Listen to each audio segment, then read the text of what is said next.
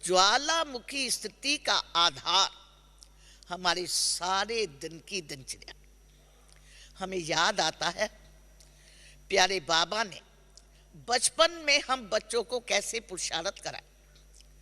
कराची में जब प्यारे बाबा अंतर्मुक्ता का महामंत्र देते थे तो हम बच्चे गहरा पुरुषारत करते थे।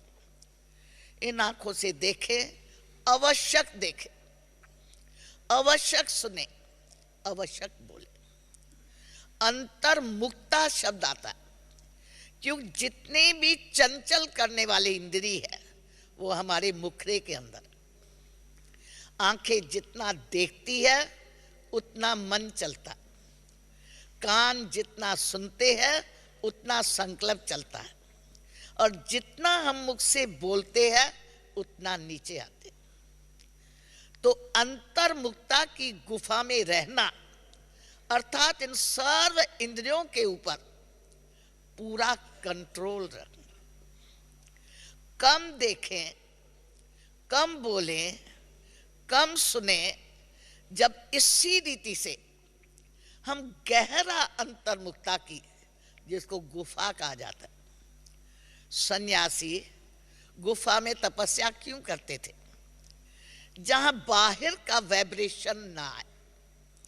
तो हम सबको बाबा ने अंतर्मुक्ता की गुफा दी कि बच्चे तुम कर्म योगी हो, तो तुम्हें कर्म तो करना है, मगर कर्म करते हुए भी जितना तुम्हें आवश्यक है उतना शरीर में न्यारा, और बार बार देह से न्यारा होने की प्रैक्टिस कर।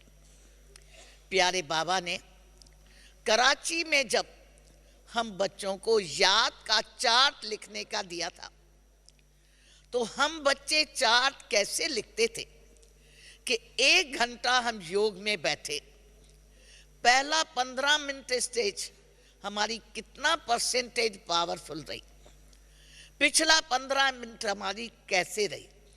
1 घंटा एक रस स्थिति नहीं रहती। अभी हम चार्ट लिखते हैं तो कहते हैं याद में 1 घंटा रहे, मगर बाबा हम बच्चों को ध्यान खींचाते थे, उसकी परसेंटेज भी चेक करो, याद में कितने परसेंटेज की पावरफुल स्थिति रही। जब इसी रीति से हम बच्चे ध्यान देते थे तो उस चेकिंग से क्या होता था? चेकिंग से चेंज होती। अगर देखते थे हमारा पहला 15 मिनट हमारा हल्का योग हुआ तो दूसरे में अपने को अटेंशन देके अपने को पावरफुल स्थिति में कहते। तो पावरफुल स्थिति योग की बनाने का आधार हमारा अशरीरीपन का।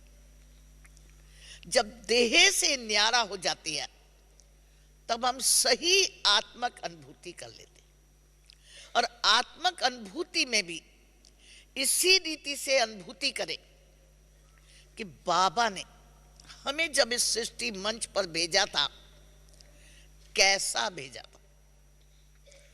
एकदम प्योर आनंद स्वरूप, शांत स्वरूप, शक्ति स्वरूप, जो हमारा निजी स्वरूप था, उस स्वरूप में अपने आप को प्रैक्टिकल में स्थित कर ले।